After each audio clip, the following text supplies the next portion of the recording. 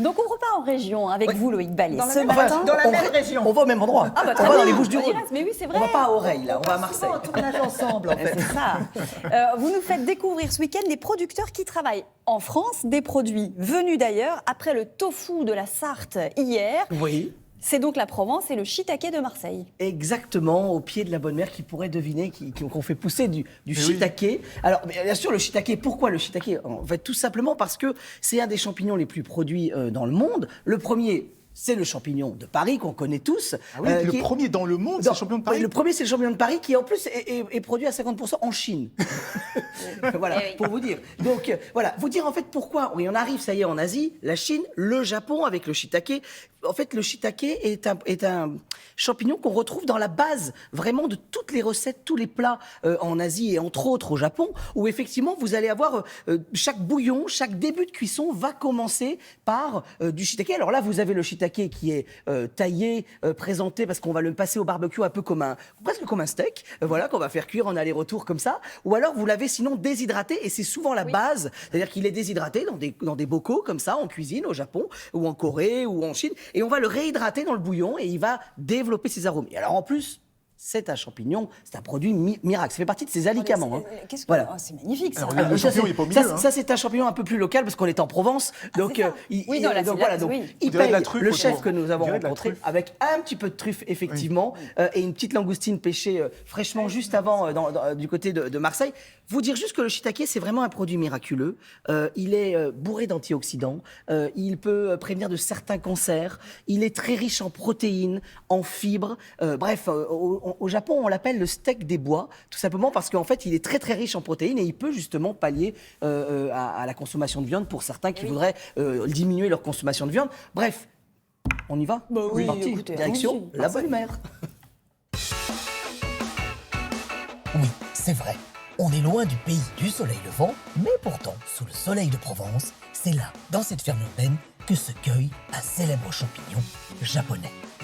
Alors, est-ce qu'on peut en voir un beau shiitake là? Bah, celui-là, il est joli. Ça, hein. c'est un beau spécimen. Ouais, ouais. Alors, il faut savoir que le shiitake, en fait, il a une toute petite tige, c'est ça? Toute petite Oui, queue? oui. Ça dépend. En fait, s'il pousse dans une bonne atmosphère, il se développe normalement. Parce que là, on en voit des gros, là, par exemple. Là. Ouais, bah, c'est qu'ils ont bien profité. Chef, Ouais. le shiitake, au Japon, on en mange tous les jours, On mange très souvent. très souvent. Oui. Et donc il y a de récoltes de 70 000 tonnes par an. 70 000 tonnes. Oui. C'est une alternative protéinée à la consommation de la viande. Ah oui. Et c'est un produit qui est riche en vitamines, en oligo-éléments, qui protège de pas mal de maladies cardiovasculaires, cholestérol, cancer. Donc c'est un super produit qui gagne à être connu.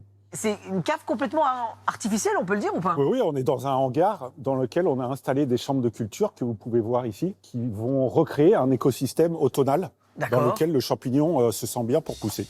À noter qu'on ne produit pas l'été ici. Parce qu'il On fait trop produit chaud, pas en fait, l'été, c'est ça. bien sûr, il fait trop chaud, c'est Marseille. Et puis la problématique est différente. Il faut respecter la saisonnalité des produits. Et en été, on mange des courgettes, des tomates et des fraises. Voilà. Et donc les champignons s'arrêtent un petit peu pendant l'été.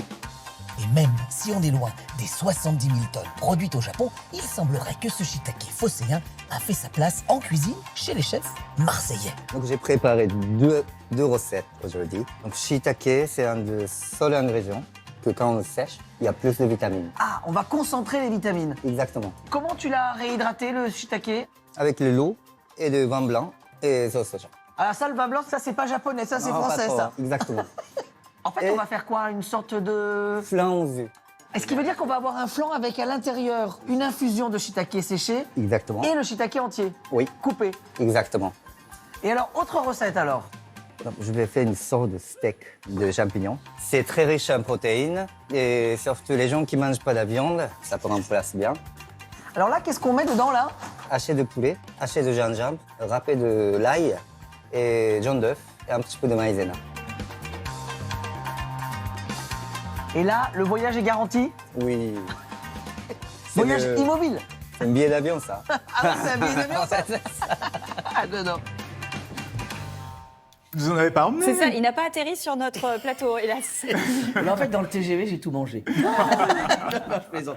Non. Alors, juste la particularité, c'est qu'on évite de le consommer cru. le shiitake. C'est une des particularités parce que Il on peut a parlé vénéner tout quand à même. l'heure du champignon de Paris, un petit peu comme les morilles, parce qu'en fait, on peut développer certaines allergies, entre autres. Alors, Ipei, lui, alors Nicolas, le producteur, disait on ne le consomme pas cru. Ipei lui disait il faut retirer la petite peau comme on fait pour un champignon de Paris, par exemple, on va retirer cette petite peau sur le dessus. Moi, je vous conseille plutôt On se risque pas quand on fait ça de à la ne pas maison. vous risquer Ouais. aujourd'hui. En tout cas, si vous le faites, vous dites pas que vous l'avez écouté dans Télématin. Hein. Voilà, c'est important. Non, bah, ne le faites, voilà, ne le faites pas. Ne le faites pas. Bref, vous dire en fait que Ipei, c'est vraiment un voyage en soi. Il est du côté du Vallon des Offres. Alors déjà, le Vallon Ah, des bah, Offres, c'est déjà, un peu la oui. carte postale de Marseille. Et sur les hauteurs, sa particularité à lui, c'est vraiment d'être arrivé avec toute sa culture japonaise, avec son service, cette manière de vous servir, de vous faire voyager par l'assiette. Mais aussi, il ne travaille qu'avec des producteurs locaux. Ça veut dire que derrière sa cuisine, où il va vous emmener, eh bien derrière, il y a tout le portrait de tous ces producteurs,